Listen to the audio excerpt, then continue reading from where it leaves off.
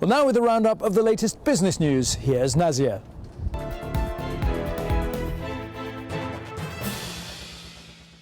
Thanks, Rob. A survey released here at the IBC conference shows that satellite interference has become a worrying global issue. 93% of users have been affected in the last year. 24% report monthly problems and 17% of respondents say they have continuous signal disruption. The Satellite Interference Reduction Group is working on a system to identify the culprits. They say it's often down to poorly trained uplink operators. Munich-based rental company Sono Studio Technic is supplying flyaway production facilities for the World Cup in Brazil next year.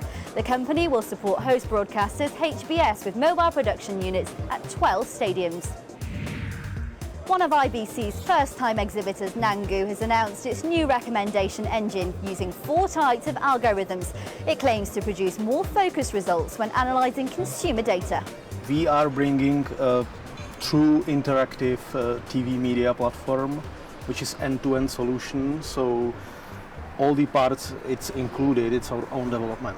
Wowzer Media Systems has launched a new service on Amazon's cloud. The company's media server software streams audio and video content globally for low-cost pay-as-you-go services. TV Skyline in Germany is to build a new OB scanner supporting 3G and 4K.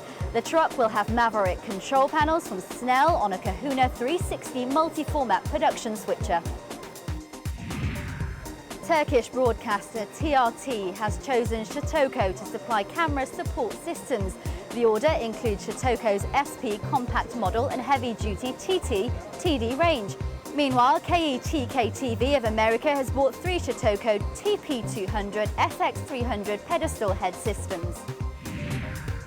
And finally, Liberty Global is to expand its Horizon TV media platform based on a software system from Active Video. The international cable company will use the Cloud TV software in Europe and Latin American markets. We'll have another roundup of IBC business stories in tomorrow's show. Rob. Thanks, Nazia. Now, this is the day when some of the industry's most talented people get recognition for their hard work and innovation. I'm talking, of course, about the IBC 2013 awards ceremony held tonight here in the auditorium. Most of those winners have yet to learn the good news, but I can tell you about the awards for the best exhibition stands. Once again, there are many wonderful designs on show, but here are the winners. The prize for the most imaginative use of shell space goes to Limecraft. They make cloud-based production systems, and you'll find them in Hall 9. In the best smaller free design category, the award goes to Active Video, another cloud specialist. They are in Hall 3. And the prize for the best larger free design stand has been won by Nikon. They need no introduction, I'm sure, and you can see their stand in Hall 11.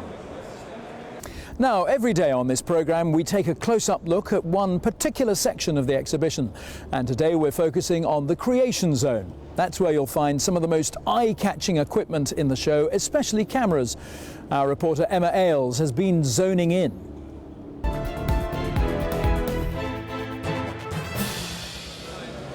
From the mammoth to the minuscule, in the Creation Zone it's cameras galore. And they come in all shapes and sizes. These days, there's almost nowhere a camera can't go.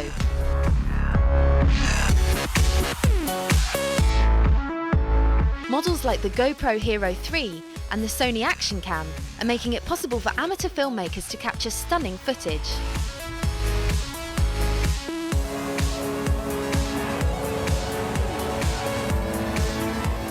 Well, I go mountain biking a lot, and I love that I can just take it with me and put it anywhere on my bike or on myself, and I can show my friends what crazy things I just did with my bike. I started flying with drones, so I mounted underneath my DJI Phantom, and that's really cool. It's really cool to see those shots and make those images. So we've chased boats down the Thames, portrayed that straight back live onto a 160 square foot screen. They're very versatile like that. You can throw them around, do anything you want with them. No, they're really good. And as smaller cameras become increasingly high in quality, it's possible to shoot cinema-grade images on a camera like this. It's called an IndyCam, and it was recently used on Danny Boyle's film Trance and Ron Howard's Rush. This is an incredible battle between these two drivers. As our cameras are so small and of such a high quality, you can actually use them on cars, for instance, Formula One cars like in Rush, and go 200 km/h and actually have storytelling shots on the car. You can get shots that otherwise, perspective, that otherwise you wouldn't be able to get. And that's what, like big cinematographers like Anthony Mantle like about our cameras, because they are tools for new visions, for a new visual storytelling. This camera on wheels is controlled by an ordinary PlayStation controller. It was invented by Blackcam Systems to be used on stage at big music concerts. It can scoot around the stage and get shots of the musicians in action, and bands like the Rolling Stones are already showing interest. Meanwhile, drone technology is getting better all the time.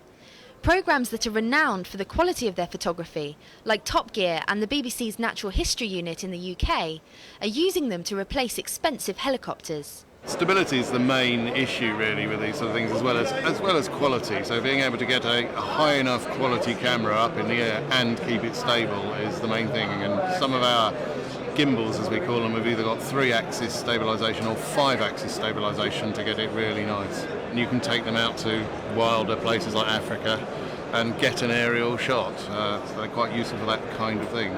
But while drones may be impressive, some camera technology on display at IBC is literally out of this world. Emma Ailes in the Creation Zone. Now let's have a look at today's conference timetable.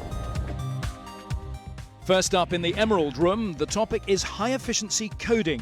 A panel of engineers will be discussing the rollout of products using the latest compression protocols.